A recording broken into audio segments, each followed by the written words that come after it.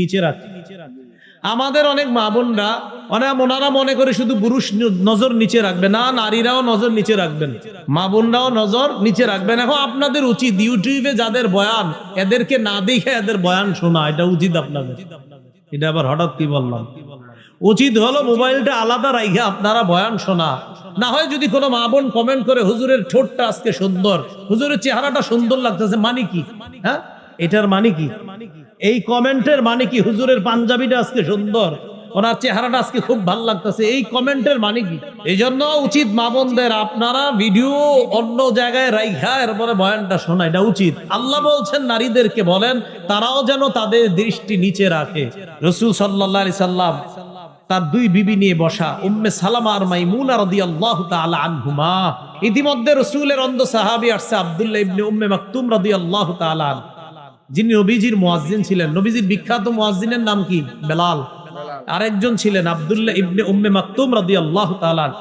এই আব্দুল্লাহ ইবনে উম্মে মাকতুম ওই সাহাবী, নবী যখন উহুদের যুদ্ধে গিয়েছিলেন, আব্দুল্লাহ ইবনে উম্মে মাকতুমকে মসজিদে নববীর ইমাম বানায়া গেছেন। এই অন্ধ সাহাবী আসার পর নবীর দুই বিবি বসা। নবীজি কয়, কি ব্যাপার, পর্দা করো? হুজুর উনি তো অন্ধ। নবীজি কয়, আফা আমিয়া ওয়ানে আনতুমা, তোমরা দুইজন অন্ধ? আফা আমিয়া ওয়ানে আনতুমা, তোমরা দুইজন অন্ধ? আলাস্তুমা তুবসিরানিহি, তোমরা দুইজন কি দেখো না? তাহলে অন্ধ সাহাবী তো নারীদেরকে দেখছে না। নবী কয়, তোমরা দেখছো না? এতে বোঝা যায় নারীরাও নজর নিচে রাখবে। এরপরে আল্লাহ বলেন, ওয়াহফাজনা ফুরুজাহুন্না, তারা যেন তাদের লজ্জাস্থান হেফাজত করে। ওয়ালা ইউবদিনা জিনাতাহুন্না, তারা যেন তাদের সৌন্দর্য প্রদর্শন না করে। ইল্লা মা যাহারা মিনহা, অটোমেটিক যা প্রদর্শন হয়ে যায় সেটা ভিন্ন কথা। এটার ব্যাখ্যা আবার ভুল বুঝলে হবে না। আব্দুল্লাহ ইবনে মাসউদ রাদিয়াল্লাহু তাআলা ইল্লা মা যাহারা মিনহার ব্যাখ্যা করেছেন, নারীরা আলাদা পর্দা করার পর পর্দার নিচে যেই কাপড়টা থাকবে এটা যদি অজান্তে বের হয়ে যায় তাহলে সমস্যা নেই। অনেকে এটা দ্বারা ডাইরেক্ট বলতে চায়, না চেহারা খোলা রাখা যাবে। চেহারা খোলা রাখলে ছেলে বিয়ে করাইতে গেলে আমার মায়ার চেহারা দেখেন কেন? আর হ্যাঁ, চা স্টলের কোনায় দেখাই দিবেন, এই মায়াটা পছন্দ হইলে কও বিয়ে করাই দিস। আলাদা বাড়িতে যান কেন? কি ঠিক হাদিস আসতেছে, এটাই যে সঠিক, এটাও আসবে। মুসনাদে আহমদের হাদিস আসবে 5 নম্বর খন্ড 424 নম্বর পৃষ্ঠা। অপেক্ষা থাকেন, শেষে বলতেছি।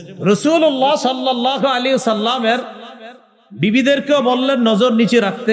আবার আল্লাহ পাক রব্বুল আলামিন বললেন যা প্রকাশ পায় তা ছাড়া অন্য কোনো সৌন্দর্য প্রকাশ না করা। ইবনে মাসউদ কয়, এটার দ্বারা উদ্দেশ্য পর্দার নিচে যে আরেকটা কাপড় থাকে এটা যদি অজান্তে প্রকাশ পায় সমস্যা নাই।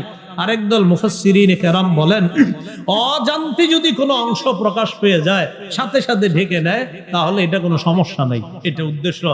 এরপরে আল্লাহ সূরা নূরের 31 নম্বর আয়াতের আরেক অংশে বলেন, ওয়ালিয়াদরিবনা বিখুমুরিহিন্না আলা জুয়ুবিহিন্না, অর্থ তারা যেন মাথার ওড়না দিয়ে তাদের গ্রীবা এবং বক্ষ ঢেকে নেয়। তারা যেন মাথার ওড়না দিয়ে তাদের গ্রীবাদেশ বক্ষদেশ ঢেকে নেয়। এই আয়াতের ব্যাখ্যায় আম্মাজান আয়েশা সিদ্দিকা রাদিয়াল্লাহু তাআলা আনহা কি বলেন দেখেন। আচ্ছা, আম্মাজান আয়েশা সিদ্দিকা তিনি একজন কি নারী, তিনি কি ব্যাখ্যা করেন দেখেন। সহিহ বুখারী হাদিস নাম্বার 4758 নম্বর হাদিস। মোট হাদিস সংখ্যা হবে 7563টা। এই হাদিসের মধ্যে আম্মাজান আয়েশা সিদ্দিকা রাদিয়াল্লাহু তাআলা আনহা বলেন, ইয়ারহামুল্লাহু নিসাআল মুহাজিরাতিল উওয়াল লাম্মা আনজালাল্লাহ ওয়ালইয়াদরিবনা বিখুমুরিহিন্না আলা জুয়ুবিহিন্না শাক্কাকনা মুরুতাহুন্না ফাখতামারনা বিহা। আম্মাজান আয়েশা সিদ্দিকা রাদিয়াল্লাহু তাআলা আনহা বলেন, আল্লাহ যখন এই আয়াতটা নাজিল করেছেন নারীরা যেন তাদের মাথার ওড়না দিয়ে তাদের গ্রীবা এবং বক্ষদেশ ঢেকে নেয়, তখন নারীরা নতুন করে আবার পর্দা ব্যবস্থা করতে হবে। তো পর্দা ব্যবস্থা করার আগে নগদ আল্লাহর হুকুম তো পালন করতে হবে, কারণ নগদ তো বাহিরে যাওয়া দরকার। আর নারীরা কি করবে? আম্মাজান বলেন ফাশকাকনা মুরুতাহুন্না, নিজেদের চাদর সাথে সাথে ছিঁড়ে ফেলছে আল্লাহর হুকুম বাস্তবায়ন করার জন্য। ফাখতামারনা বিহা, এই ছেঁড়া অংশ দিয়ে মুখ ঢাইকা আল্লাহর হুকুম পালন করার জন্য নগদ মুখ ঢাইকা এরপরে রাস্তায় বের হইছে। এটা হলো ওয়ালিয়াদ্রিবনা বিখুমুরিহিন্না আলা জিউবিহিন্না। এরপরে আল্লাহ কি বলে দেখেন, ওয়ালা ইয়াদরিবনা বিআরজুলিহিন্না লিউলামা মা ইউখফিনা মিন জিনাতিহিন্না, নারীরা যেন তাদের পা সজোরে নিক্ষেপ না করে, যেন তাদের গোপন সৌন্দর্য প্রকাশ পায়। কেউ হাসবেন না আল্লাহর হস্তে, যেন নারীদের কোনো গোপন সৌন্দর্য প্রকাশ না পায়, এজন্য তারা সজোরে পা নিক্ষেপ করবে না। এখন আপনারা যারা স্বামী আছেন, এখানে যারা ভাই আছেন, আপনি যখন আপনার বোনকে নিয়ে, স্বামীরা যখন তাদের স্ত্রীদেরকে নিয়ে বের হন, আপনারা একটা ভুল করেন মাঝে মাঝে। একটু হাইটে গিয়ে রিক্সা উঠবে বা বাসে উঠবে, দৌড় দেয়, তখন স্ত্রীও পিছনে পিছনে দ্রুত হাঁটে না। আপনার বিবি যেন দ্রুত না হাঁটে, আপনি আস্তে আস্তে হাইটা রিক্সা পর্যন্ত যান, কারণ আপনার গতির কারণে আপনার বিবিও হাঁটার গতি বাড়ায়। আল্লাহ বলছেন তারা যেন তাদের পা সজোরে নিক্ষেপ না করে, এতে তাদের আল্লাহ প্রদত্ত একটা সৌন্দর্য অন্য ছেলেদের চোখে প্রকাশ পেতে পারে, নাউজুবিল্লাহ। এজন্য আল্লাহ বললেন তারা যেন তাদের পা সজোরে নিক্ষেপ না করে। কি কথা বুঝে আসছে? তো এই জন্য খুব সতর্ক থাকবো আমরা, যে আমাদের মা বোনদের হাঁটাটাও এটা খুব সতর্কতার সাথে, তাদের হাঁটা যেন দ্রুত না হয়। তাদের হাঁটা দ্রুত হবে, আপনি আর আপনার স্ত্রী আপনাদের বাসার ছাদে রাতের অন্ধকারে হাঁটছেন দুইজনে, কেউ দেখতেছে না, সেটা ভিন্ন কথা। এবার দেখেন এই আয়াত থেকেও জানলাম মুখ ঢাকা লাগবে, 31 নম্বর আয়াত থেকে। এবার আমরা কয়েকটা হাদিস শুনি মন দিয়ে। সহিহ বুখারীর বর্ণনা 4213 নম্বর হাদিস। আশা করি হাদিসটা মন দিয়ে যদি শোনেন সহজে বুঝে আসবে চেহারা ঢাকতে হবে কিনা, কিন্তু শুনতে হবে পুরাটা। নবীজি বিয়ে করছে সফিয়া রাদিয়াল্লাহু তাআলা আনহাকে। হুয়াই ইবনে আখতাবের কন্যা, ইহুদিদের লিডার। কন্যার বাবা যেহেতু নেতা, তো সাহাবীরা, মুরব্বী সাহাবীরা পরামর্শ দিয়েছে, হুজুর একজন নেতার মেয়ে, তো তিনি যদি কোনো নেতৃস্থানীয় ব্যক্তির অধীনে থাকে ভালো হয়। কি বলতে চাও? হুজুর আমরা বলতে চাই তাকে আপনি বিয়ে করেন। নেতৃস্থানীয় ব্যক্তি আপনি হুজুর, আপনি হচ্ছে নেতৃস্থানীয় পৃথিবীতে আর কে হতে পারে, আর সে একজন নেতার কন্যা, আপনি বিয়ে করলে তার মর্যাদা রক্ষা হবে। সফিয়া রাদিয়াল্লাহু তাআলা আনহাকে নবীজি বিয়ে করলেন। হযরত আনাস রাদিয়াল্লাহু তাআলা আনহুর বর্ণনা, তিনি বলেন আকামা রাসূলুল্লাহ সাল্লাল্লাহু আলাইহি সাল্লাম বাইনা খায়বার ওয়াল মদিনা সালাসা লায়াল। রাসূলুল্লাহ সাল্লাল্লাহু আলাইহি সাল্লাম খায়বার এবং মদিনার মাঝে 3 রাত অবস্থান করলেন। ইবনা আলাইহি বিসফিয়া, হযরতে সফিয়ার সাথে বাসর রাত উদযাপনের জন্য। এখন বাসর রাত উদযাপনের পর অলিমা, বর্তমানে তো অলিমা হয় না, বর্তমানে বরযাত্রী হয়। কি হয়? বরযাত্রী কথাটাই তো সুন্নাহের খেলাফ। বরযাত্রী আবার কি হবে? কন্যা যাত্রী। কি যাত্রী হয়? মানে বরযাত্রী মানে ছেলের সাথে মেয়ের বাড়িতে যাবে, বাপের বাড়িতে 300 জন খাইতে, মেয়ের বাপ আপনার ঋণ টিন কইরা 3টা গরু শোয়ায়। শরমের তো কথা নিয়া যাবে কন্যা যাত্রী, ছেলের বাড়িতে গিয়ে অলিমা খাবে। টোটাল উল্টা হয়ে গেছে। রেস্টুরেন্টে দেখার মাধ্যমে শুরু হয়, গায়ে হলুদের মাধ্যমে গুনাহটা বাড়ে, বিয়ের দিন হাজারো গুনাহের মাধ্যমে এই পবিত্রতা সম্পর্কটার সূচনা হয়। কিছুদিন পরে শুনে যায় স্বামী স্ত্রীর মধ্যে সম্পর্ক ভালো চলছে না। গজবের সূচনা তো আপনারাই করে দেন। বরযাত্রী না কন্যা যাত্রী? হ্যাঁ বরযাত্রী। আরে কি আজীব। বিয়ে হবে সুন্নত মোতাবেক, সাদা সিধা বিয়ে শেষ, পরে ছেলের বাড়ির দিকে সব খাইবেন, খালাস। পুরা টোটাল উল্টা। এখন রাসূল সাল্লাল্লাহু আলাইহি সাল্লামের অলিমা আর নবীজির অলিমা খাইতে সাহাবীরা খুব আগ্রহ, যে নবীজির বরকতি অলিমা। সফরের মধ্যে অলিমার আয়োজন করলেন। এখন সফরে তো ভালো খাবার কি আর আয়োজন করবে। হযরত আনাস বলেন মাকানা ফিহা মিন খুবজিন ওয়ালা লাহমিন, রুটিও ছিল না, গোশতও ছিল না। অলিমাতে 3টা আইটেম রাখা হয়েছে। সুবহানাল্লাহ। কয়টা? 3টা আইটেম। কি কি? নবীজি বললেন হযরত বেলালকে, আমারো বিলালান বিল আনতাই ফাবুসিতাত ফালকা আলাইহা তামরা ওয়াল আকিতা ওয়াস সামনা। হযরত বেলালকে বললেন দস্তরখান বিছানোর জন্য।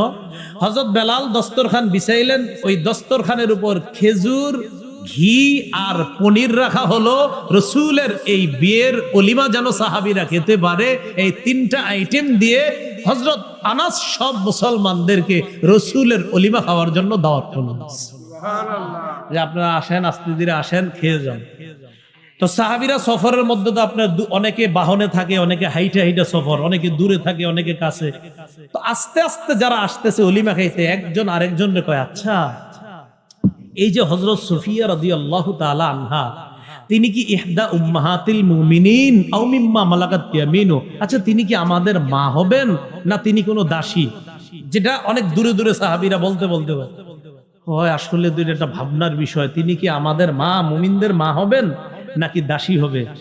এখন সাহাবারা জবাব দেয়, কয় শোনো, ইন হাজাবাহা, নবী যদি সফিয়াকে পর্দার আড়ালে রাখে তাহলে বুঝবো ফাহিয়া মিন ইহদা উম্মাহাতিল মুমিনিন, তিনিও অন্যান্য মাদের মতো আমাদের মুমিনদের একজন মা, নবীজির একজন সম্মানিতা বিবি। কোথায় রাখলে? পর্দায়। কোথায় রাখলে? পর্দায়। সাহাবীরাই বলতেছে ওয়া ইল্লাম ইয়াহজুবহা, যদি পর্দায় না রাখতো না, তাই সাহাবীরা বলতেছেন যদি পর্দায় না রাখে তাহলে বুঝমু দাসী। আর মুখ ঢাকবো কাদের? সম্মানিতা বিবিদের। যদি নবীজি তাকে পর্দার আড়ালে রাখে তাহলে বুঝবো মুমিনদের, আমাদের। তার বিবিরে পর্দার ভিতরে শুধু শরীরটা রাখবে আর চেহারাটা খোলা। এবার নবীজি মদিনায় রওনা করলেন, ফালাম্মার তাহালা, মদিনায় রওনা করলেন, ওয়াত্তা লাহা খালফা। বুখারীর আরেকটা বর্ণনা আছে 5085 নম্বর হাদিস, সেখানে আছে ওয়াত্তা, আরেকটা বর্ণনা আছে ওয়াত্তা, এখানে একটা আছে আপনার বিল হামজা আর একটা বিলা হামজা, যেখানে বিল হামজা সেখানে ওয়াত্তা, আরেক যায় ওয়াত্তা, দুইটা বর্ণনা। তো এখানে আপনার 4213 নম্বরে আছে ওয়াত্তা লাহা, আর 5085 আছে ওয়াত্তা লাহা খালফা। নবীজি সফিয়াকে তার বাহনের পিছনে বসাইলেন, বসানোর পর যেটা বলেন দেখেন, ওয়ামাদ্দাল হিজাব, পর্দা টেনে রাসূল সাল্লাল্লাহু আলাইহি সাল্লাম তার বিবিকে পর্দার আড়ালে বসিয়ে মদিনায় রওনা দিলেন। সুবহানাল্লাহ। সাহাবীরা বুঝলেন তিনি আমাদের মা। সুবহানাল্লাহ। তাহলে কেমনে বুঝলেন? রাসূল তার বিবিরে পর্দার আড়ালে নেওয়ার পর বুঝলেন তিনি আমাদের মা। যদি না নিতেন তাহলে বুঝতাম তিনি দাসী। মুখ ঢাকা লাগবে নি? না, মায়ের মতো তাই লাগবে না। এবার আরেকটা হাদিস শুনেন, রাসূল সাল্লাল্লাহু আলাইহি সাল্লাম ইন্তেকাল করেছেন, খুব মন দিয়ে। আম্মা জান আয়েশা রাদিয়াল্লাহু তাআলা আনহার ঘরে রাসূল সাল্লাল্লাহু আলাইহি সাল্লাম ইন্তেকাল করছেন। বাইহাকী শরীফ 7 নম্বর খন্ড 117 নম্বর পৃষ্ঠা, দালাইলুন নবুওয়া, ইমাম বাইহাকী আনছেন সেখানে হাদিসটা, লম্বা হাদিস। রাসূলুল্লাহ সাল্লাল্লাহু আলাইহি সাল্লাম ইন্তেকাল করলেন। ইন্তেকাল করার পর নবীজি সাল্লাল্লাহু আলাইহি সাল্লামের দেহ মোবারকটা আম্মাজান আয়েশা সিদ্দিকার ঘরে তার খাটের উপরে, তখনও রাসূলের দেহ মোবারক। দেখুন দিয়ে দেখেন, আম্মাজান আয়েশা সিদ্দিকা সম্পর্কে আবু বকর সিদ্দিকের কন্যা। আবু বকর সিদ্দিক রাদিয়াল্লাহু তাআলা আন রাসূলের ইন্তেকালের সংবাদ শুনে রাসূলুল্লাহ সাল্লাল্লাহু আলাইহি সাল্লামের লাশ মোবারক বা দেহ মোবারক দেখার জন্য যখন আসলেন, আম্মাজান আয়েশার ঘরের সামনে দাঁড়িয়ে ফাস্তাজানা আবু বকরিন ফি বাইতি ইবনাতিহি আয়েশা, আবু বকর সিদ্দিক তার কন্যা আয়েশার ঘরে প্রবেশ করার অনুমতি চাইলেন। কি চাইলেন? অনুমতি চাইলেন। বাবা মেয়ের ঘরে ঢুকবে, অনুমতি চাইলেন। অনুমতি কেন চাইলেন? খুব মন দিয়ে বুঝলে আপনারা সহজে বুঝবেন এবং অন্যদেরকে জবাব দিতে পারবেন। আবু বকর সিদ্দিককে আম্মাজান একটু পরে বললেন, জি আব্বা এখন আসতে পারেন, অনুমতি আছে। আবু বকর সিদ্দিক যখন ঢুকলেন, ওয়ান্নিসা ও হাওলা, নবীর অন্য বিবিরাও নবীর দেহ মোবারকের পাশে ছিলেন। আবু বকর সিদ্দিক ঢুকার আগেই ফাস্তাতারনা মিন আবি বকরিন, সব বিবিরা পর্দার আড়ালে চলে গেলেন, নিজেদেরকে ঢেকে নিলেন। ইল্লা মা কানা মিন আয়েশা, আয়েশা নিজের চেহারা ঢাকলেন না। কেন? অন্য বিবি নবীদের যেই অন্য বিবিগণ, তাদের সাথে আবু বকর সিদ্দিকের পর্দা ফরজ, তাই মুখ ঢেকে নিলেন। আম্মা জান আয়েশা আবু বকর সিদ্দিকের কন্যা, তাই মুখ ঢাকেন নেই। সুবহানাল্লাহ। এই মুখ পর্দা নেই? আরে মুখ পর্দা নেই তো নবীর বিবিগণ উম্মতের কি হয়? মা। তো আবু বকর সিদ্দিক রাদিয়াল্লাহু তাআলা আনহুর মারা কেন পর্দা করলেন? আবু বকর সিদ্দিক রাদিয়াল্লাহু তাআলা মারা পর্দা করলেন না? আরে ওয়াজওয়াজুহু উম্মাহাতুহুম, তাহলে ওয়াজওয়াজুহু উম্মাহাতু, তাহলে নবীজির বিবিগণ আমাদের মা, আবু বকর সিদ্দিকেরও মা। তো আবু বকর সিদ্দিক রাদিয়াল্লাহু তাআলা আনহুর মাগণ তার থেকে পর্দা করলেন নবীর বিবি আয়েশা ছাড়া।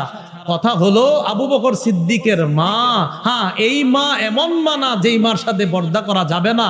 এই জন্য মনে রাখবেন যে আমি শিক্ষক তোমার বাবার মতো, অমুকে তোমার ভাইয়ের মতো, অমুকে তোমার উকিল বাবার মতো, অমুকে তোমার ধর্ম বাবার মতো। হ্যাঁ, উকিল বাপ উকিল, ধর্ম বাপ ধর্ম, আধ্যাত্মিক পিতা আধ্যাত্মিক, আপন বাপ আপন, অন্য বাপ সব পর্দা খরচ।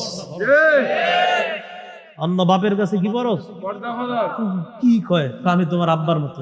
এখন আবু বকর সিদ্দিক রাদিয়াল্লাহু তাআলা আনহুর সাথে পর্দা করলেন সব বিবিগণ, আম্মাজান আয়েশা ছাড়া। সহজ বিষয়, আম্মাজান আয়েশা কন্যা তাই পর্দা করেননি, অন্যরা নবীর বিবি তাই পর্দা করেছেন, সহজ বিষয়।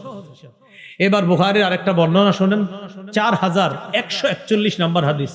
সংখ্যাটা সহজে মনে রাখতে পারবেন, 4141 কত হয়? 4141। দেখেন এরকমই হয়, 4141 4141।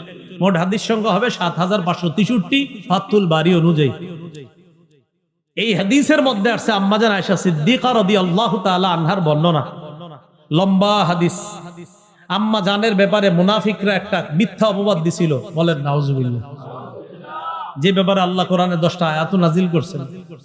তো আম্মা জান বলেন, আমি সফরের মধ্যে যখন আমার হার হারিয়ে ফেললাম, আমার হার তালাশ করতে গিয়ে আমি যখন হারটা পাইলাম, পাওয়ার পর আইসা দেখি কাফেলার লোকগুলা নাই, চলে গেছে। আমি টেনশনে আছি, কি করবো এখন, বসে রইছি একা একা, আশেপাশে কেউ নাই। আমি চিন্তা করলাম, আমারে যখন নবীজি খুঁজা না পাবে তখন কাউরে পাঠাবে আমারে নেওয়ার জন্য। ইতিমধ্যে নবীর এক সাহাবী নাম সফওয়ান ইবনুল মুআত্তাল রাদিয়াল্লাহু তাআলা, তিনি ছিলেন ওই সফর থেকে আরো দূরে, কাফেলা থেকে। তো তিনি আস্তে আস্তে বাহন নিয়ে কাফেলারে ধরা তার কাছে ব্যাপার না, এই জন্য আস্তে আস্তে দেরি করে রওনা করছেন।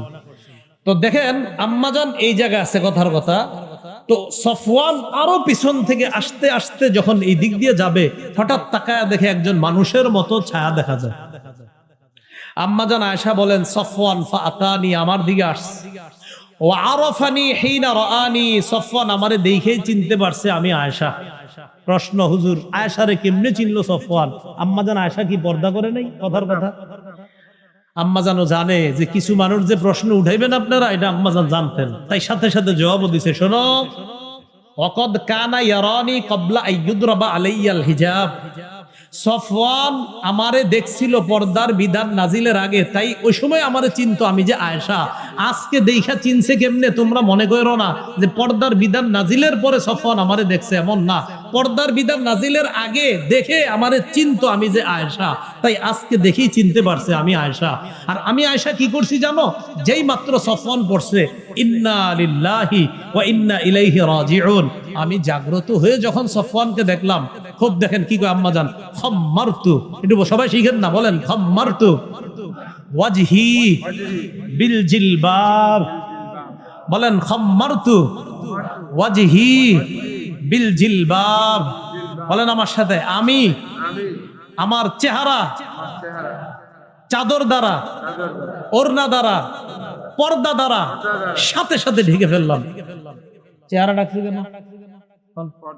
আম্মা জানা আসে না মা, চেহারা ডাকছে কেন? হ্যাঁ, তাহলে কি বোঝা যায়? চেহারা সহ পর্দা না ছাড়া?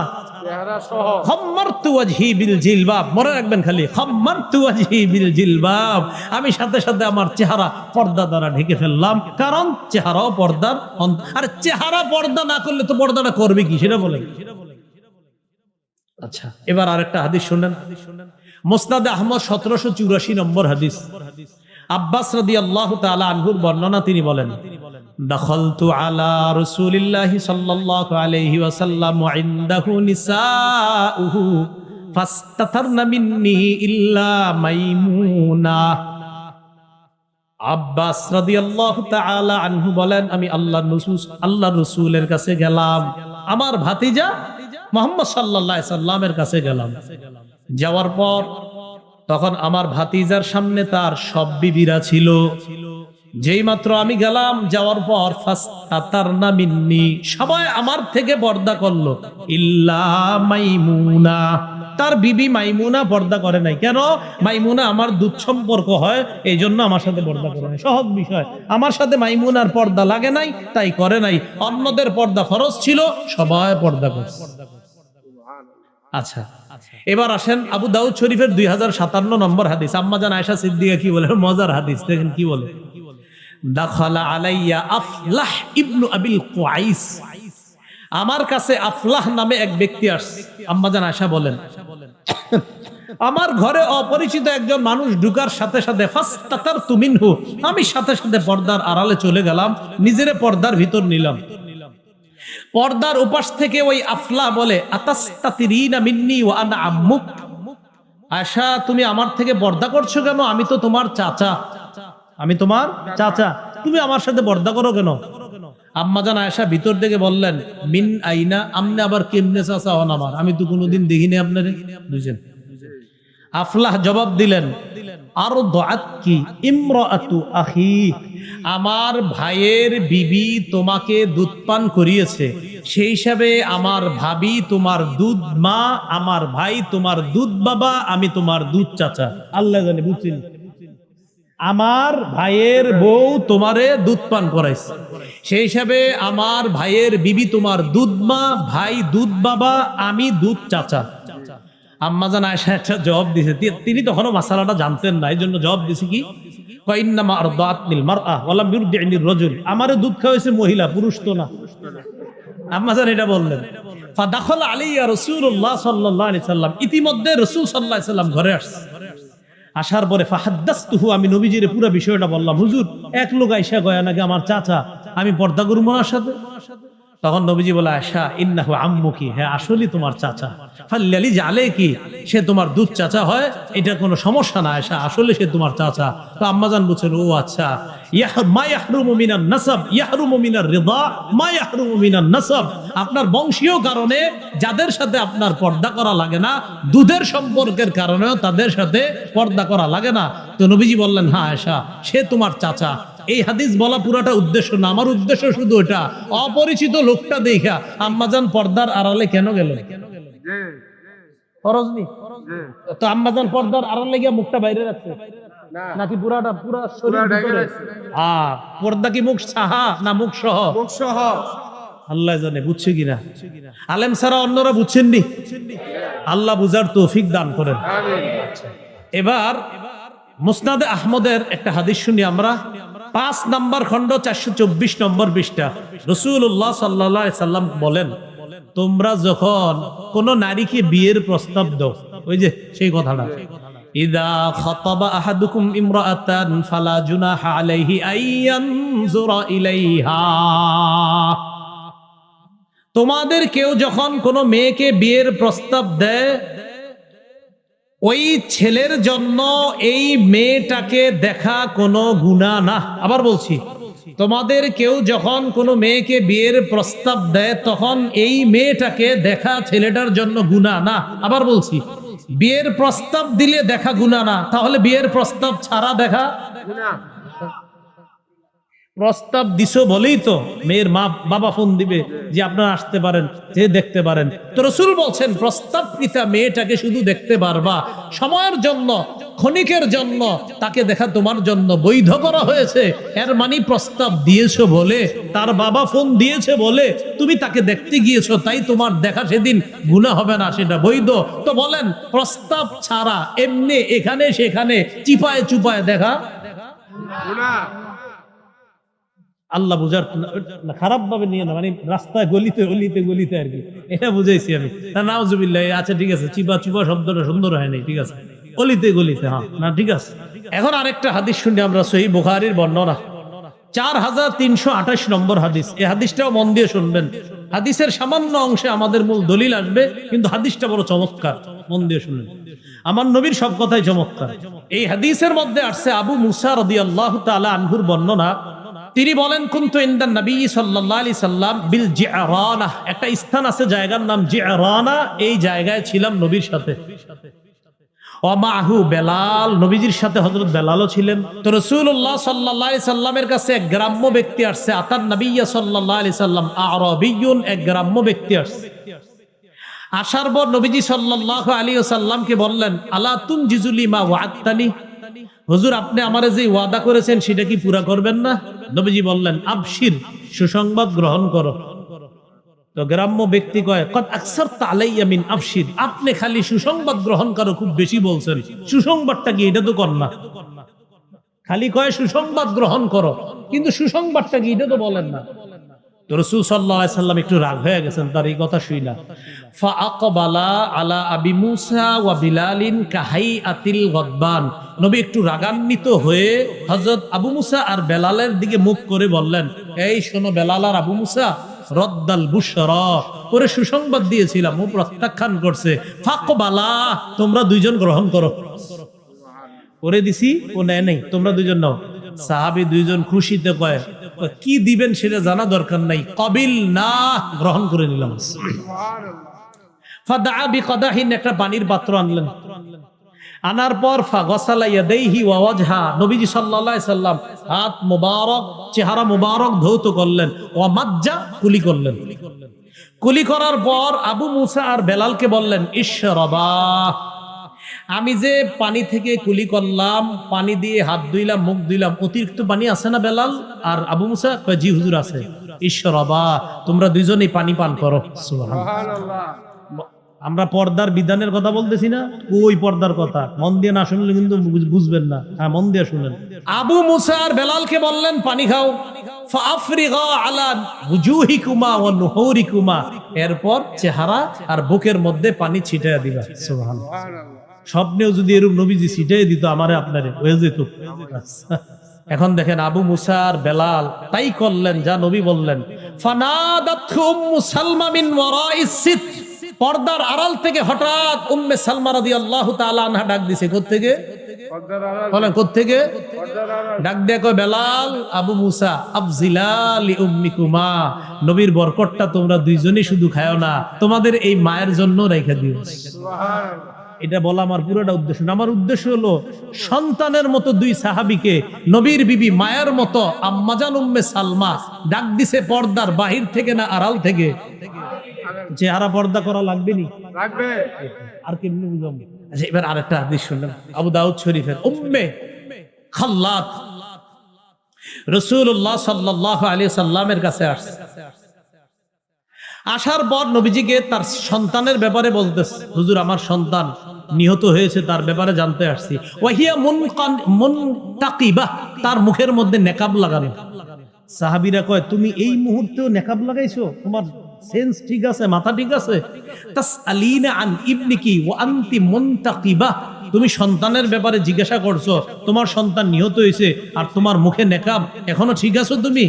নারী কি জবাব দেয় দেখেন, কয় সন্তানের উপর বিপদ এসেছে, সন্তান নিহত হয়েছে, আমার লজ্জা, আমার হায়া, আমার অশ্লীলতা এই পরিমাণ হয় নাই, আমি এত পরিমাণ বেহা হই নাই, আমি এত পরিমাণ নির্লজ্জ হই নাই যে আমার সেন্স ঠিক থাকবে না, আমার মুখে নেকাব থাকবে না। বিপদ আসছে সন্তানের উপর, আমার হায়ার উপরে তো কোনো বিপদ আসে নাই। বিপদ সন্তানের উপর আসছে, আমার লজ্জা, আমার হায়ার উপরে তো কোনো বিপদ আসে নাই, আমি চেহারা খুলবো কেন? আর আমাদের এই যুগে সন্তান মারা গেলে আজরাইল আমার ছেলেটারে দেখছে আর কাউরে দেখে নাই, নাউজুবিল্লাহ। হারাম। ওয়া আল্লামা আদামাল আসমাআ কুল্লাহা, আল্লাহ পাক রব্বুল আলামিন আদম আলাইহিস সালাতু ওয়াস সালামকে এই পৃথিবীর সকল বস্তুর নাম শিক্ষা দিয়েছেন। এই আয়াতের ব্যাখ্যায় আব্দুল্লাহ ইবনে আব্বাস রাদিয়াল্লাহু তাআলা আনহুমা বলেন, এই আয়াতের উদ্দেশ্য হলো সকল বস্তু এবং বস্তুর গুণাগুণ, যাবতীয় বিষয় আল্লাহ আব্বা, প্রথম নবী, প্রথম মানুষ, আমাদের আদি পিতা আদমকে শিক্ষা দিয়েছেন। কি বললেন ইবনে আব্বাস? বস্তু এবং তার গুণাগুণ। আর বস্তুর গুণাগুণ নিয়ে গবেষণা করে যারা, এদেরকে বর্তমান যুগে এরাই এটাকে আধুনিক বিজ্ঞান বলে। বস্তুর গুণাগুণ বলেন তো কি? বস্তুর গুণাগুণ আধুনিক বিজ্ঞানের এটা কাজ।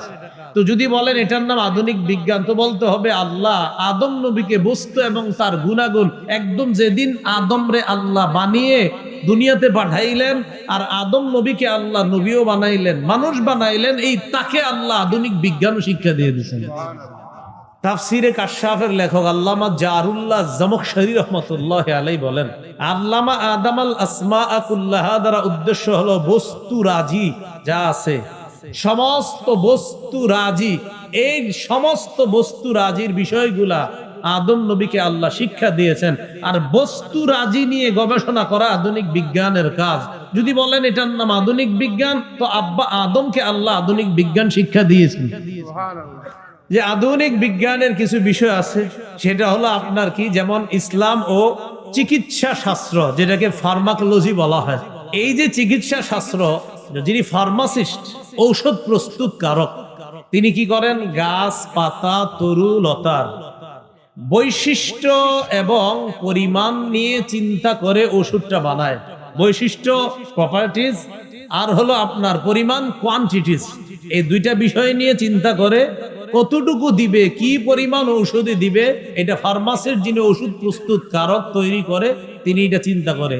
তো দেখি আল্লাহ কি করেন, সূরা হিজরের 21 নম্বর আয়াতে আল্লাহ বলেন, ওয়া ইম মিন শাইইন ইল্লা ইনদানা খাযাইনু ওয়া মা নুনাজ্জিলুহু ইল্লা বিকদারিম মা'লুম।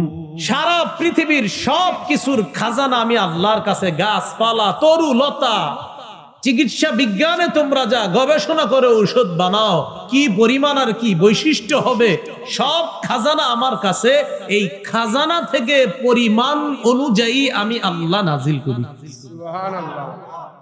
তো চিকিৎসা বিজ্ঞান সেটাও বলেন, বলতে হবে কোরআন থেকে নিছেন। যদি বলেন হুজুর এই যুগে আমরা বানাইছি, না, কোরআন তো আল্লাহ ১৫০০ বছর আগে দিয়েছেন, তো এটা কিভাবে আপনি এখন বলেন? এরপরে আপনি বলবেন টেকনোলজি, প্রযুক্তি। প্রযুক্তি বা টেকনোলজি যেটা আমরা বলি, সেটার মধ্যে আপনার আছে ওট টেকনোলজি, কাঠ প্রযুক্তি, ইলেকট্রিক্যাল টেকনোলজি, বৈদ্যুতিক প্রযুক্তি, মেকানিক্যাল টেকনোলজি। আপনার মেকানিকরা যে কাজ টাজ করে এই প্রযুক্তিগুলা। কেন আপনি বলবেন হুজুর প্রযুক্তির কথা আছে কিনা কোরআনে? হ্যাঁ আছে, সূরা হাদীদের 25 নম্বর আয়াত। আল্লাহ বলেন, ওয়ানজালনাল হাদিদা, আমি লোহা নাজিল করলাম, ফিহি বাসুন শাদীদ, লোহার মধ্যে কঠিন শক্তি, ওয়া মানাফিউ লিন-নাস, আর মানুষের জন্য বহু কল্যাণ আমি আল্লাহ রেখে দিয়েছি। কিসের মাঝে? লোহার মাঝে। আচ্ছা, এবার স্টিল টেকনোলজি, যেটা ইস্পাত প্রযুক্তি। সারা পৃথিবীতে বর্তমানে তারা এগিয়ে, যারা ইস্পাত প্রযুক্তিকে কাজে লাগাচ্ছে, স্টিল টেকনোলজি।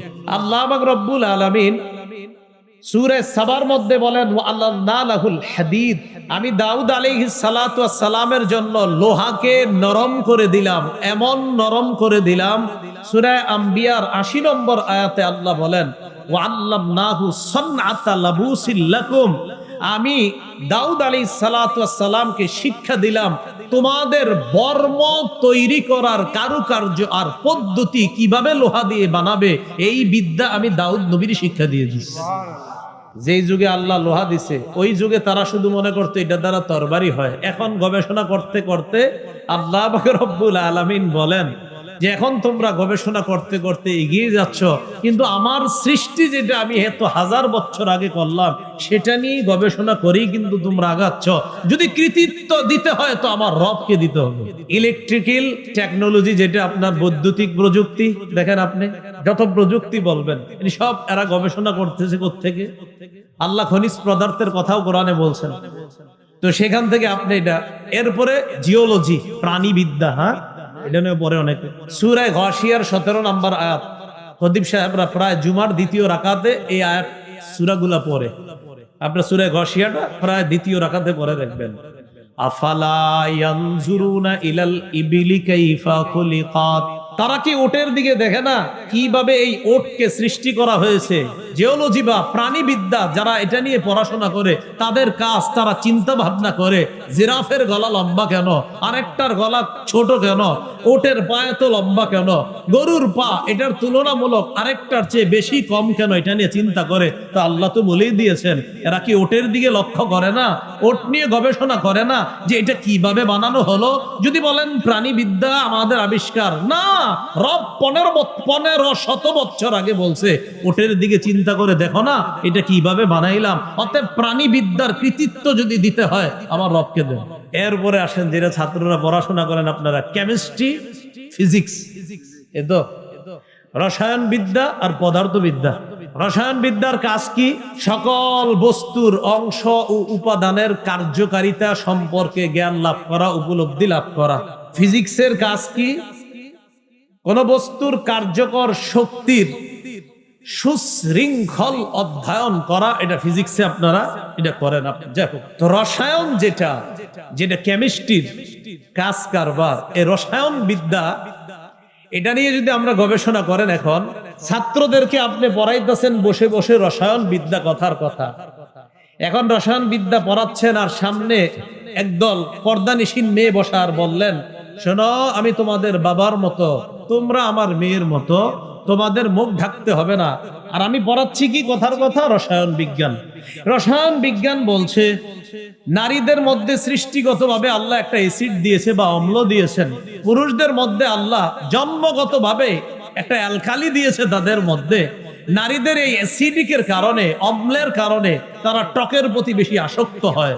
পুরুষদের মধ্যে অ্যালকালি বেশি থাকার কারণে তারা মিষ্টির প্রতি বেশি আসক্ত হয়। রসায়ন বিদ্যা প্রমাণ করে নারীর ওই অ্যাসিড আর পুরুষের অ্যালকালি উভয়ের প্রতি আকর্ষণ সৃষ্টি হয়। এটা রসায়ন বিদ্যায় শিক্ষা দিচ্ছে।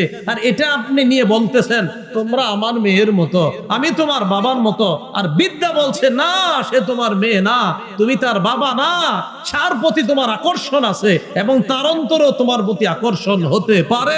অতএব পর্দা করা ফরজ। তো আপনি পড়াচ্ছেন রসায়ন বিদ্যা, সেটা আপনাকে বলছে দুইজনের আলাদা আকর্ষণ আছে। তো আপনি আকর্ষণ আছে, এটা তো আপনার বিদ্যা আপনাকে বলে দিচ্ছে। এখন কোরআন বললাম না রসায়ন বিদ্যার কথা, এটা বিদ্যা বলে দিচ্ছে। হ্যাঁ, এবার কোরআনের রসায়ন বিদ্যার কথা আছে কিনা এটা হলো কথা। সূরা ইউনূসের 101 নম্বর আয়াতে আল্লাহ বলেন উনজুরু মা ফিস সামাওয়াতি ওয়াল আরদ, আসমান জমিনের মধ্যে কি রহস্য নিহিত আছে এইগুলা নিয়ে তোমরা গবেষণা করো। এটা আল্লাহ পাক রব্বুল আলামিন বলে দিয়েছেন। আলোচনাগুলা এতটুকু বুঝে থাকলে আপনারা বলেন কোরআন সুন্নাহ শুধু পর্দা করতে বলে? কোরআন সুন্নাহ কি শুধু বলছে যে নারী পুরুষের প্রতি আলাদা আকর্ষণ আছে আর পুরুষের প্রতি নারীর আকর্ষণ, এটা কোরআন সুন্নাহ শুধু বলছে না আপনার বিজ্ঞানও বলছে? এটা বুঝে থাকলে আমাদের এই কথা স্পষ্ট হয়ে গেল যে দুই জাতি একদল আরেক দলের প্রতি আকর্ষণ সৃষ্টি হওয়া এটা জন্মগতভাবে, এটা স্বভাবগতভাবে। অতএব এই বিষয়টা আমরা সকলে মেনে নিব। আমরা ইসলাম ধর্ম যারা বিশেষ করে পালন করি, চাই আমি মাদ্রাসায় পড়ি, স্কুল কলেজ ইউনিভার্সিটি যেখানে পড়ি, অন্তত এটা স্বীকার করব এক শ্রেণীর প্রতি আরেক শ্রেণীর আকর্ষণ যেহেতু আছে, এই জন্য উভয় শ্রেণীকে আল্লাহ পর্দার বিধান দিয়েছেন। সূরা আহজাবের 36 নম্বর আয়াতে আল্লাহ বলেন ওয়ামা কানা লিমুমিনিন ওয়ালা মুমিনাতিন ইযা কাদাল্লাহু ওয়া রাসূলুহু আমরান আইয়াকুনা লাহুমুল খিয়ারাতু মিন আমরিহিম। কোন মুমিন পুরুষ আর কোন মুমিনা নারীর জন্য উচিত না আল্লাহ আর তার রাসূল কোন সিদ্ধান্ত দেওয়ার পর তাদের এটা গ্রহণ করা না করার ইচ্ছাধিকার থাকাটা উচিত না। আবার বলছি, আল্লাহ সিদ্ধান্ত দিছে, নবী দিছে, কোন মুমিন নারী পুরুষের জন্য এই স্বাধীনতা নাই আমি এটা গ্রহণ করতেও পারি নাও পারি না। মুমিন নারী পুরুষ আল্লাহ আর তার নবীর সিদ্ধান্ত গ্রহণ করতেই হবে। ইচ্ছাধিকার নাই যে আমার ইচ্ছা আমি কি করব না করব না। না, যদি বলেন আমি ইমানদার, যদি বলেন আমি ইমানদার পুরুষ, আমি ইমানদার নারী, আল্লাহ বলছেন তাহলে তুমি এই অধিকার নাই, আমি ফায়সালা দিয়েছি, আমার নবী সিদ্ধান্ত দিয়েছে, আর তুমি বলবা আমি গ্রহণ করতেও পারি নাও করতে পারি। আল্লাহ কয় না, এই স্বাধীনতা নাই। আমার সিদ্ধান্ত আর আমার হাবিবের সিদ্ধান্ত, যদি ইমানদার হও তোমাকে মেনে নিতে হবে। এটা বললেন, এটা সূরা আহজাবের 36। এবার সূরা আহজাবের 33 নম্বর আয়াতে আল্লাহ কি বলেন দেখেন ওয়াকারনা ফি বুয়ুতিকুন্না ওয়ালা তাবাররাজনা তাবাররুজাল জাহিলিয়াতিল উলা।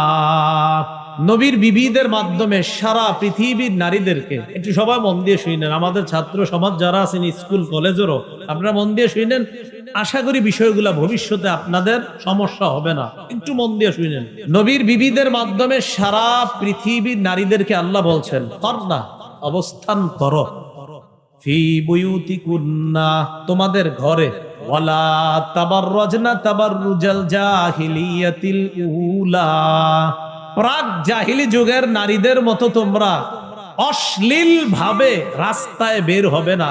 এই সিদ্ধান্তটা আল্লাহর। কার বলেন? আল্লাহর। তাহলে মুমিন নারীদেরকে আল্লাহ একটা সিদ্ধান্ত দিচ্ছেন, তোমরা ঘরে থাকবা, জাহিলি যুগের নারীদের মতো তোমরা রাস্তায় বের হবে না, এটা আল্লাহ সিদ্ধান্ত দিলেন। এখন কথা হলো, আমাদের মা বোনরা তো প্রয়োজনে বাহিরে যাবে, পাসপোর্ট, আইডেন্টি কার্ড, জন্ম নিবন্ধন, উমরা, হজ, এটার জন্য তারা বাহিরে যেতে হবে। তো বাহিরে যাওয়ার সময় আল্লাহ বলছে জাহিলি যুগের মতো যাবে না। হ্যাঁ, তাহলে কিভাবে যাবে? জাহিলি যুগের মতো আল্লাহ বের হইতে নিষেধ করছে। এখন প্রশ্ন, হুজুর তাহলে কিভাবে যাবে? এই জবাব আল্লাহ সূরা নিসা, সূরা আহজাবের 59 নম্বর আয়াতে দিচ্ছেন। আল্লাহ বলেন, ইয়া আইয়ুহান নাবিয়্যু কুল্লি আজওয়াজিকা ওয়া বানাতিকা ওয়া নিসাইল মুমিনিনা ইউদনিনা আলাইহিন্না মিন জালাবিবিহিন্না। হে নবী, আপনি বলেন, লিআজওয়াজিকা, আপনার বিবিদেরকে, ওয়া বানাতিকা, আপনার কন্যাদেরকে, ওয়া নিসাইল মুমিনিনা, মুমিনদের নারীদেরকে। আমাদের নারী মানি আমাদের মা, আমাদের বোন, আমাদের বিবি, আমাদের কন্যা। মুমিনদের নারীদেরকে আপনি বলুন, ইউদিনিনা, তারা যেন টেনে নেয়, আলাইহিন্না, নিজেদের উপর, মিন জালাবিবিহিন্না, পর্দার কিছু অংশ, চাদরের কিছু অংশ তারা যেন নিজেদের উপর টেনে নেয়। তো আল্লাহ পাক রব্বুল আলামিন বললেন, নবী আপনি বলেন আপনার বিবিদেরকে, আপনার কন্যাদেরকে, মুমিনদের নারীদেরকে, তারা যেন চাদরের কিছু অংশ নিজেদের উপর টেনে নেয়। খুব মন দিয়ে বুঝেন, চাদরের কিছু অংশ নিজেদের উপর টেনে নেয়, এর দ্বারা কি উদ্দেশ্য?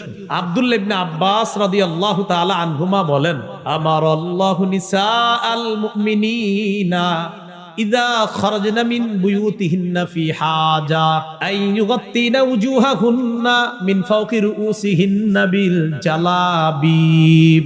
আব্দুল্লাহ ইবনে আব্বাস বলেন, নারীরা, বলেন আমার সাথে, নারীরা যখন প্রয়োজনে ঘরের বাহিরে যাবে, তখন তারা মাথার উপর থেকে আলাদা চাদর দিয়ে, আলাদা ওড়না দিয়ে, আলাদা কাপড় দিয়ে তাদের নিজেদের মুখ ঢেকে তারপর বের হবে। আব্দুল্লাহ ইবনে আব্বাস বলেন, আল্লাহ মুমিনদের নারীদেরকে বলেছেন আইয়ুগাত্তিনা, তারা যেন ঢাকে, উজুহাহুন্না, তাদের চেহারা, মিন ফাওকি রুউসিহিন্না, মাথার উপর থেকে, বিল জালাবিব, পর্দা দিয়ে ঢাকে। তো আর কেমনে বুঝবেন মুখ যে ঢাকতে হবে? তাহলে বুঝে থাকলে বলেন, পর্দা কি মুখ সহ না মুখ ছাড়া? মুখ সহ। মুখ সহ। এরপরে দেখেন যে হুজুর মুখ সহ পর্দা কইরা বাইর হইলে লাভ কি? আল্লাহ বলেন, হা, লাভ আছে। জালিকা আদনা আইয়ুরাফনা, এতে নারীদেরকে চেনা সহজ হবে। দেখেন কিভাবে আমাদের মা বোনরা যখন বোরকা পর্দা পরে রাস্তায় বের হয়, আমরা বুঝি হয়তো কারো খালা হবে, না হয় কারো মা হবে, না হয় কারো বোন হবে, না হয় কারো সম্মানিতা স্ত্রী হবে। আল্লাহ কয় যখন চেনা যাবে সে একজন সম্মানিতা নারী, ফালা ইউযাইনা, তখন তারে আর টিজ করা হবে না, উত্তক্ত করা হবে না। মানব বন্ধন করছেন যে ইভ টিজিং বন্ধ করুন। ইভ মানে বুঝেন, আপনি যে লেখছেন ইভ, শুধু একটু লেখেন, টিজ বন্ধ করুন, ইভটা লেখেন না, ইভটা লেখার আর একটু বুঝে শুনে লেখেন। আল্লাহ বলছেন নারীদেরকে যখন চেনা যাবে সে একজন সম্মানিতা পবিত্র নারী, পর্দানিশীন নারী, ফালাই উজাইন, তাকে উত্তক্ত করা হবে না। আল্লাহ আমার কথাগুলা বুঝার তৌফিক দান করেন। ইবনি আমি কি বুঝাতে চাই এটা শিক্ষিত সমাজ ভালো করে বুঝবে। একটু ডিকশনারিটা কইলেন যে ইব মানে কি। সূরা আহজাবের 53 নম্বর আয়াতে, এই আয়াতটা মন দিয়ে ভালো করে বুঝেন। নবীর সাহাবীদেরকে মাঝে মাঝে নবীজি প্রয়োজনে নবীর বিবিদের কাছে পাঠাইতেন, মানে আমাদের আম্মাজানদের কাছে, উম্মুল মুমিনিনদের কাছে। যাও তোমার ওই আম্মাজানের কাছে গিয়ে বলবা ওই জিনিসটা প্রয়োজন দিতে বলবা। তো বিবিরা ঘরের ভিতরে আছে, আল্লাহ বলেন ওয়াইদা সালতুমুহুন্না মাতাআন ফাসআলুহুন্না মিন ওয়ারাই হিজাব। তোমরা যখন তাদের কাছে প্রয়োজনীয় কিছু চাও পর্দার আড়াল থেকে চাও। এখন আপনাদের দৃষ্টিতে কি পর্দা এটা যে আম্মাজানরা ভিতরে আছে আর মাথাটা এমনি বের করে রাখছে? কন্যাকা, হ্যাঁ, আল্লাহ বলছেন সাহাবায়ে কেরামদেরকে তোমরা যখন কিছু চাও পর্দার আড়াল থেকে চাও। তার মানে কি আম্মাজানরা পর্দার ভিতরে, শরীরটা আর মুখটা বাহিরে? তো কেন এই সহজ বিষয়টা কেন বুঝেন না? যখন প্রয়োজনীয় কিছু চাও ফাসআলুহুন্না, চাও তাদের থেকে, মিন ওয়ারাই হিজাব, পর্দার আড়াল থেকে চাও। আল্লাহ কয় এতে কি হবে যদি পর্দার এপাশ থেকে চাও? যালিকুম আতহারু লিকুলুবিকুম ওয়া কুলুবিহিন্না, এতে তোমাদের আর তাদের অন্তরের পবিত্রতার কারণ হবে। এই বিষয়টা আমি আল্লাহ উভয়ের অন্তরের পবিত্রতার কারণ হিসাবে এই মাঝের পর্দাটাকে ঘোষণা করলাম। সুবহানাল্লাহ। তাহলে মাঝে পর্দা রাইখা এই পাশে পুরুষ ও পাশে নারী, আর প্রয়োজনীয় কোনো কথা বলা এইভাবে বললে, এবং নারীরা বলতে হবে আবার কর্কশ ভাষায়, আপনার নরম ভাষায় না। তো আল্লাহ বলেন উভয়ের পবিত্রতার কারণ বলে ঘোষণা করলাম এই পর্দার দুপাশে উভয় শ্রেণী থাকাটা আমি আল্লাহ উভয়ের কলবের পবিত্রতার ঘোষণা করলাম। এটা সূরা নূরের 31 নম্বর আয়াত দেখিবার আল্লাহ কি বলেন দেখেন। আল্লাহ পাক রব্বুল আলামিন বলেন ওয়াকুল্লিল মুমিনাতি ইয়াগদুদনা মিন আবসারিহিন্না, নবী আপনি মুমিন নারীদেরকে বলেন তারা যেন দৃষ্টি নিচে রাখে।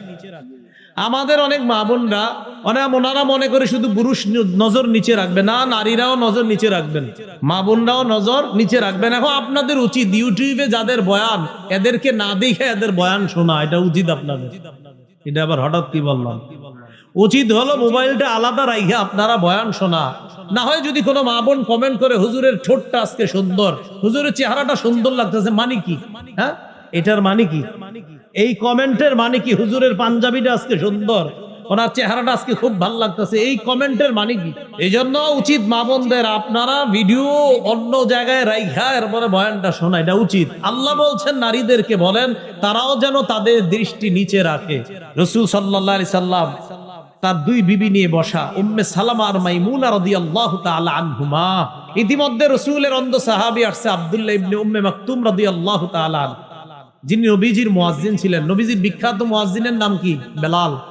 আরেকজন ছিলেন আব্দুল্লাহ ইবনে উম্মে মাকতুম রাদিয়াল্লাহু তাআলা।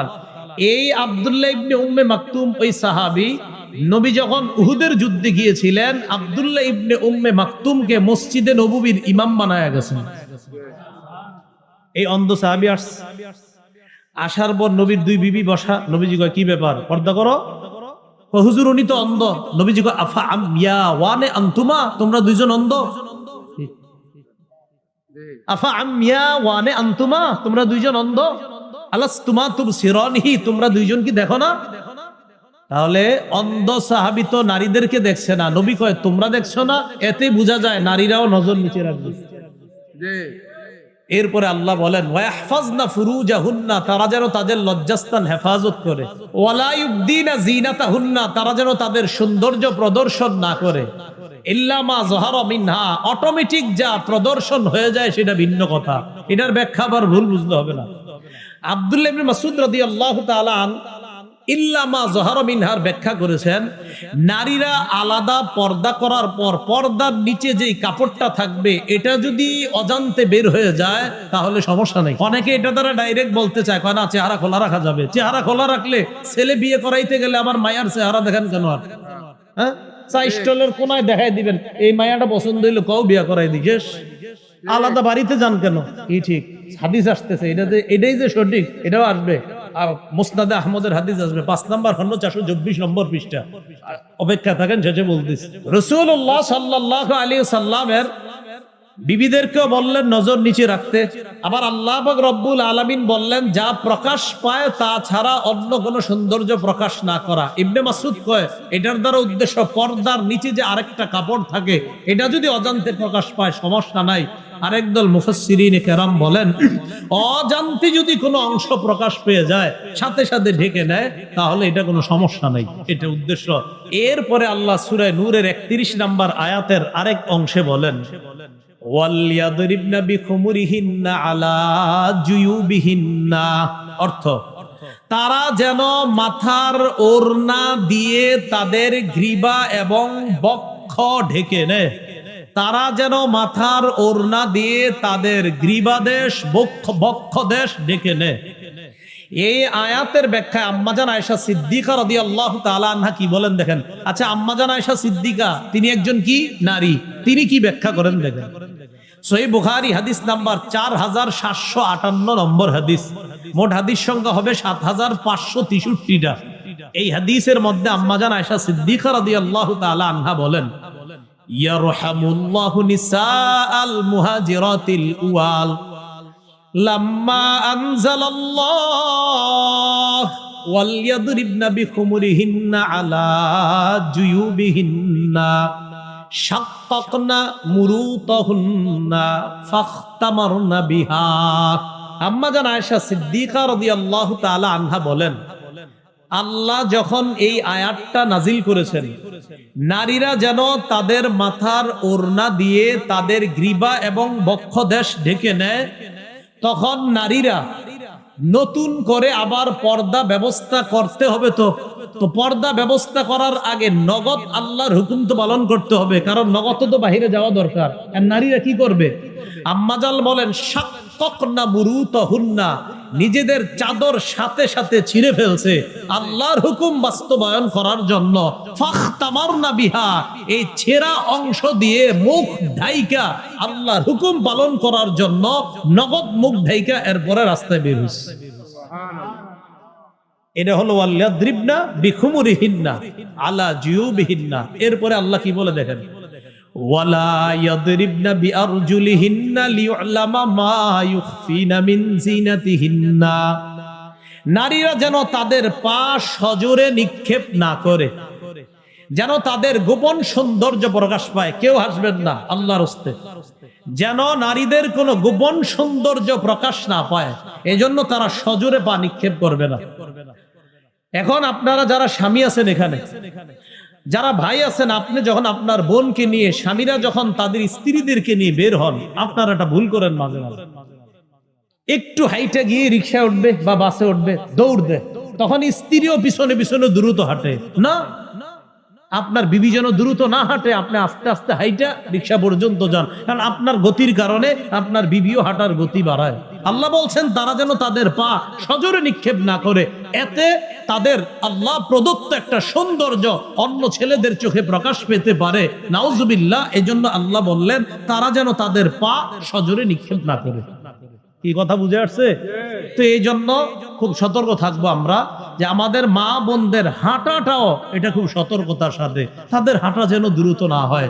তাদের হাঁটা দ্রুত হবে, আপনি আর আপনার স্ত্রী আপনাদের বাসার ছাদে রাতের অন্ধকারে হাঁটছেন দুইজনে, কেউ দেখতেছে না, সেটা ভিন্ন কথা। এবার দেখেন, এই আয়াত থেকেও জানলাম মুখ ঢাকা লাগবে 31 নম্বর আয়াত থেকে। এবার আমরা কয়েকটা হাদিস শুনি মন দিয়ে। সহিহ বুখারীর বর্ণনা 4213 নম্বর হাদিস। আশা করি হাদিসটা মন দিয়ে যদি শোনেন সহজে বুঝে আসবে চেহারা ঢাকতে হবে কিনা, কিন্তু শুনতে হবে পুরাটা। নবীজি বিয়ে করছে সফিয়া রাদিয়াল্লাহু তাআলা আনহাকে। হুয়াই ইবনে আখতাবের কন্যা, ইহুদিদের লিডার। কন্যার বাবা যেহেতু নেতা, তো সাহাবীরা, মুরব্বী সাহাবীরা পরামর্শ দিয়েছে, হুজুর একজন নেতার মেয়ে, তো তিনি যদি কোনো নেতৃস্থানীয় ব্যক্তির অধীনে থাকে ভালো হয়। কি বলতে চাও? হুজুর আমরা বলতে চাই তাকে আপনি বিয়ে করেন। নেতৃস্থানীয় ব্যক্তি আপনি হুজুর, আর আপনি হচ্ছে নেতৃস্থানীয় পৃথিবীতে আর কে হতে পারে, আর সে একজন নেতার কন্যা, আপনি বিয়ে করলে তার মর্যাদা রক্ষা হবে। সফিয়া রাদিয়াল্লাহু তাআলা আনহাকে নবীজি বিয়ে করলেন। হযরত আনাস রাদিয়াল্লাহু তাআলা আনহুর বর্ণনা, তিনি বলেন, আকামা রাসূলুল্লাহ সাল্লাল্লাহু আলাইহি সাল্লাম বাইনা খায়বার ওয়াল মাদিনা সালাসা লায়াল। রাসূলুল্লাহ সাল্লাল্লাহু আলাইহি সাল্লাম খায়বার এবং মদিনার মাঝে 3 রাত অবস্থান করলেন। ইবনা আলাইহি বিসফিয়া, হযরতে সফিয়ার সাথে বাসর রাত উদযাপনের জন্য। এখন বাসর রাত উদযাপনের পর অলিমা, বর্তমানে তো অলিমা হয় না, বর্তমানে বরযাত্রী হয়। কি হয়? বরযাত্রী কথাটাই তো সুন্নাহের খেলাফ। বরযাত্রী আবার কি হবে? কন্যা যাত্রী। কি যাত্রী হয়? মানে বরযাত্রী মানে ছেলের সাথে মেয়ের বাড়িতে যাবে, বাপের বাড়িতে 300 জন খাইতে, মেয়ের বাপ আপনার ঋণ টিন কইরা 3টা গরু শোয়। শরমের তো কথা মিয়া। যাবে কন্যা যাত্রী, ছেলের বাড়ি থেকে অলিমা খাবে, টোটাল উল্টা হয়ে গেছে। রেস্টুরেন্টে দেখার মাধ্যমে শুরু হয়, গায়ে হলুদের মাধ্যমে গুনাহটা বাড়ে, বিয়ের দিন হাজারো গুনাহের মাধ্যমে এই পবিত্রতার সম্পর্কটার সূচনা হয়। কিছুদিন পরে শোনা যায় স্বামী স্ত্রীর মধ্যে সম্পর্ক ভালো চলছে না। গজবের সূচনা তো আপনারাই করে দেন। বরযাত্রী না কন্যা যাত্রী? হ্যাঁ বরযাত্রী। আরে কি আজীব। বিয়ে হবে সুন্নত মোতাবেক, সাদা সিধা বিয়ে শেষ, পরে ছেলের বাড়ির দিকে সব খাইবেন, খালাস, পুরা টোটাল উল্টা। এখন রাসূল সাল্লাল্লাহু আলাইহি সাল্লামের অলিমা আর নবীজির অলিমা খাইতে সাহাবীরা খুব আগ্রহ, যে নবীজির বরকতি অলিমা। সফরের মধ্যে অলিমার আয়োজন করলেন। এখন সফরে তো ভালো খাবার কি আর আয়োজন করবে। হযরত আনাস বলেন, মা কানা ফিহা মিন খুবজিন ওয়ালা লাহমিন, রুটিও ছিল না, গোস্তও ছিল না। অলিমাতে 3টা আইটেম রাখা হয়েছে। সুবহানাল্লাহ। কয়টা? 3টা আইটেম। কি কি? নবীজি বললেন হযরত বেলালকে, আমারও বিলালান বিল আনতাই ফাবুসিতাত ফালকা আলাইহা তামরা ওয়াল আকিতা ওয়াস সামনা। হযরত বেলালকে বললেন দস্তরখান বিছানোর জন্য। হযরত বেলাল দস্তরখান বিছাইলেন, ওই দস্তরখানের উপর খেজুর, ঘি আর পনির রাখা হলো। রাসূলের এই বিয়ের অলিমা যেন সাহাবীরা খেতে পারে, এই 3টা আইটেম দিয়ে হযরত আনাস সব মুসলমানদেরকে রাসূলের অলিমা খাওয়ার জন্য দাওয়াত করলেন। সুবহানাল্লাহ। যে আপনারা আসেন, আস্তে ধীরে আসেন, খেয়ে যান। তো সাহাবীরা সফরের মধ্যে তো আপনার অনেকে বাহনে থাকে, অনেকে হাইটে হাইটে সফর, অনেকে দূরে থাকে, অনেকে কাছে। তো আস্তে আস্তে যারা আসতেছে অলিমা খাইতে, একজন আরেকজনকে কয়, আচ্ছা এই যে হযরত সুফিয়া রাদিয়াল্লাহু তাআলা আনহা, তিনি কি ইহদা উম্মাহাতিল মুমিনিন আও মিম্মা মালাকাত ইয়ামিনু, আচ্ছা তিনি কি আমাদের মা হবেন না তিনি কোনো দাসী? যেটা অনেক দূরে দূরে সাহাবীরা বলতে বলতে হয় আসলে দুইটা একটা ভাবনার বিষয়, তিনি কি আমাদের মা, মুমিনদের মা হবেন নাকি দাসী হবে? এখন সাহাবারা জবাব দেয়, কয় শোনো, ইন হাজাবাহা, নবী যদি সফিয়াকে পর্দার আড়ালে রাখে তাহলে বুঝবো ফাহিয়া মিন ইহদা উম্মাহাতিল মুমিনিন, তিনিও অন্যান্য মাদের মতো আমাদের মুমিনদের একজন মা, নবীজির একজন সম্মানিতা বিবি। কোথায় রাখলে? পর্দায়। কোথায় রাখলে? পর্দায়। সাহাবীরাই বলতেছে, ওয়া ইল্লাম ইয়াহজুবহা, যদি পর্দায় না রাখে তাহলে বুঝবো ফামিম্মা মালাকাত ইয়ামিনু, দাসী। ওই যুগে দাসীদের মুখ ঢাকা লাগতো না, তাহলে বুঝেন দাসীদের মুখ ঢাকা লাগতো না। তাই সাহাবীরা বলতেছেন যদি পর্দায় না রাখে তাহলে বুঝবো দাসী। আর মুখ ঢাকবো কাদের? সম্মানিতা বিবিদের। যদি নবীজি তাকে পর্দার আড়ালে রাখে তাহলে বুঝবো মুমিনদের, আমাদের নতুন মা, নবীজির সম্মানিতা বিবি তিনি। এখান থেকে আপনারা কি বুঝতেছেন? নবীজি তার বিবিরে পর্দার ভিতরে শুধু শরীরটা রাখবে আর চেহারাটা খোলা। এবার নবীজি মদিনায় রওনা করলেন, ফালাম্মার তাহালা, মদিনায় রওনা করলেন, ওয়াত্তা লাহা খালফা। বুখারীর আরেকটা বর্ণনা আছে 5085 নম্বর হাদিস, সেখানে আছে ওয়াত্তা। আরেকটা বর্ণনা আছে ওয়াত্তা, এখানে একটা আছে আপনার বিল হামজা আর একটা বিলা হামজা। যেখানে বিল হামজা সেখানে ওয়াত্তা, আরেক যায় ওয়াত্তা, দুইটা বর্ণনা। তো এখানে আপনার 4213 নম্বরে আছে ওয়াত্তা লাহা, আর 5085-তে আছে ওয়াত্তা লাহা খালফা। নবীজি সফিয়াকে তার বাহনের পিছনে বসাইলেন। বসানোর পর যেটা বলেন দেখেন, ওয়ামাদ্দাল হিজাব, পর্দা টেনে রাসূল সাল্লাল্লাহু আলাইহি সাল্লাম তার বিবিকে পর্দার আড়ালে বসিয়ে মদিনায় রওনা দিলেন। সুবহানাল্লাহ। সাহাবীরা বুঝলেন তিনি আমাদের মা। সুবহানাল্লাহ। তাহলে কেমনে বুঝলেন? রাসূল তার বিবিরে পর্দার আড়ালে নেওয়ার পর বুঝলেন তিনি আমাদের মা। যদি না নিতেন তাহলে বুঝতাম তিনি দাসী। মুখ ঢাকা লাগবে নি? না, মায়ের মতো তাই লাগবে না। এবার আরেকটা হাদিস শুনেন, রাসূল সাল্লাল্লাহু আলাইহি সাল্লাম ইন্তেকাল করেছেন, খুব মন দিয়ে। আম্মা জান আয়েশা রাদিয়াল্লাহু তাআলা আনহার ঘরে রাসূল সাল্লাল্লাহু আলাইহি সাল্লাম ইন্তেকাল করছেন। বাইহাকী শরীফ 7 নম্বর খন্ড 117 নম্বর পৃষ্ঠা, দালাইলুন নবুওয়া, ইমাম বাইহাকী আনছেন সেখানে হাদিসটা, লম্বা হাদিস। রাসূলুল্লাহ সাল্লাল্লাহু আলাইহি সাল্লাম ইন্তেকাল করলেন। ইন্তেকাল করার পর নবীজি সাল্লাল্লাহু আলাইহি সাল্লামের দেহ মোবারকটা আম্মাজান আয়েশা সিদ্দিকার ঘরে তার খাটের উপরে, তখনও রাসূলের দেহ মোবারক। দেখুন দিয়ে দেখেন, আম্মাজান আয়েশা সিদ্দিকা সম্পর্কে আবু বকর সিদ্দিকের কন্যা। আবু বকর সিদ্দিক রাদিয়াল্লাহু তাআলা আন রাসূলের ইন্তেকালের সংবাদ শুনে রাসূলুল্লাহ সাল্লাল্লাহু আলাইহি সাল্লামের লাশ মোবারক বা দেহ মোবারক দেখার জন্য যখন আসলেন, আম্মাজান আয়েশার ঘরের সামনে দাঁড়িয়ে ফাস্তাজানা আবু বকরিন ফি বাইতি ইবনাতিহি আয়েশা, আবু বকর সিদ্দিক তার কন্যা আয়েশার ঘরে প্রবেশ করার অনুমতি চাইলেন। কি চাইলেন? অনুমতি চাইলেন। বাবা মেয়ের ঘরে ঢুকবে, অনুমতি চাইলেন।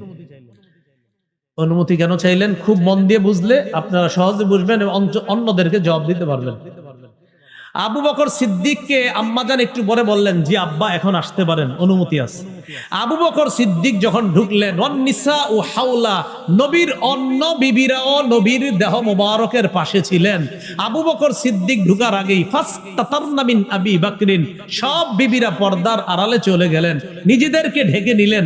ইল্লা মা কানা মিন আয়েশা, আয়েশা নিজের চেহারা ঢাকলেন না। কেন? অন্য বিবি নবীদের যেই অন্য বিবিগণ, তাদের সাথে আবু বকর সিদ্দিকের পর্দা ফরজ, তাই মুখ ঢেকে নিলেন।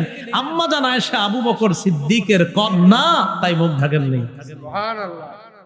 এই মুখ পর্দা নেই, আরে মুখ পর্দা নেই। তো নবীর বিবিগণ উম্মতের কি হয়? মা। তো আবু বকর সিদ্দিক রাদিয়াল্লাহু তাআলা আনহুর মারা কেন পর্দা করলেন? কি আবু বকর সিদ্দিক রাদিয়াল্লাহু তাআলা মারা পর্দা করলেন না? আরে ওয়াজওয়াজুহু উম্মাহাতুহুম, তাহলে ওয়াজওয়াজুহু উম্মাহাতু, তাহলে নবীজির বিবিগণ আমাদের মা, আবু বকর সিদ্দিকেরও মা। তো আবু বকর সিদ্দিক রাদিয়াল্লাহু তাআলা আনহুর মাগণ তার থেকে পর্দা করলেন, নবীর বিবি আয়েশা ছাড়া। কথা হলো আবু বকর সিদ্দিকের মা, হ্যাঁ এই মা এমন মা না যেই মার সাথে পর্দা করা যাবে না। এই জন্য মনে রাখবেন যে আমি শিক্ষক তোমার বাবার মতো, ওমকে তোমার ভাইয়ের মতো, ওমকে তোমার উকিল বাবার মতো, ওমকে তোমার ধর্ম বাবার মতো। হ্যাঁ উকিল বাপ উকিল, ধর্ম বাপ ধর্ম, আধ্যাত্মিক পিতা আধ্যাত্মিক, আপন বাপ আপন, অন্য বাপ সব পর্দা খরচ। অন্য বাপের কাছে কি ফরজ? কি কয় আমি তোমার আব্বার মতো। এখন আবু বকর সিদ্দিক রাদিয়াল্লাহু তাআলা আনহুর সাথে পর্দা করলেন সব বিবিগণ, আম্মাজান আয়েশা ছাড়া। সহজ বিষয়, আম্মাজান আয়েশা কন্যা তাই পর্দা করেননি, অন্যরা নবীর বিবি তাই পর্দা করেছেন। সহজ বিষয়। এবার বুখারীর আরেকটা বর্ণনা শুনেন, 4141 নম্বর হাদিস। সংখ্যাটা সহজে মনে রাখতে পারবেন, 4141 কত হয়? 4141। দেখেন এরকমই হয়, 4141, 4141। মোট হাদিস সংখ্যা হবে 7563 ফাতুল বারী অনুযায়ী। এই হাদিসের মধ্যে আছে আম্মাজান আয়েশা সিদ্দিকা রাদিয়াল্লাহু তাআলা আনহার বর্ণনা, লম্বা হাদিস। আম্মা জানের ব্যাপারে মুনাফিকরা একটা মিথ্যা অপবাদ দিছিল, বলেন নাউজুবিল্লাহ, যে ব্যাপারে আল্লাহ কোরআনে 10টা আয়াত নাজিল করছেন। তো আম্মা জান বলেন, আমি সফরের মধ্যে যখন আমার হার হারিয়ে ফেললাম, আমার হার তালাশ করতে গিয়ে আমি যখন হারটা পাইলাম, পাওয়ার পর আইসা দেখি কাফেলার লোকগুলা নাই, চলে গেছে। আমি টেনশনে আছি, কি করবো এখন, বসে রইছি একা একা, আশেপাশে কেউ নাই। আমি চিন্তা করলাম, আমারে যখন নবীজি খুঁজা না পাবে তখন কাউরে পাঠাবে আমারে নেওয়ার জন্য। ইতিমধ্যে নবীর এক সাহাবী নাম সফওয়ান ইবনুল মুআত্তাল রাদিয়াল্লাহু তাআলা, তিনি ছিলেন ওই সফর থেকে আরো দূরে, কাফেলা থেকে। তো তিনি আস্তে আস্তে বাহন নিয়ে কাফেলারে ধরা তার কাছে ব্যাপার না, এই জন্য আস্তে আস্তে দেরি করে রওনা করছেন। তো দেখেন আম্মাজান এই জায়গায় আছে, কথার কথা। তো সফওয়ান আরো পিছন থেকে আস্তে আস্তে যখন এই দিক দিয়ে যাবে, হঠাৎ তাকায়া দেখে একজন মানুষের মতো ছায়া দেখা যায়। আম্মাজান আয়েশা বলেন, সফওয়ান ফাআতানি, আমার দিকে আসছে। ও আরাফানি হিনা রাআনি, সফওয়ান আমারে দেখেই চিনতে পারছে আমি আয়েশা। প্রশ্ন, হুজুর আয়েশারে কেমনে চিনলো সফওয়ান? আম্মাজান আয়েশা কি পর্দা করে নাই? কথার কথা।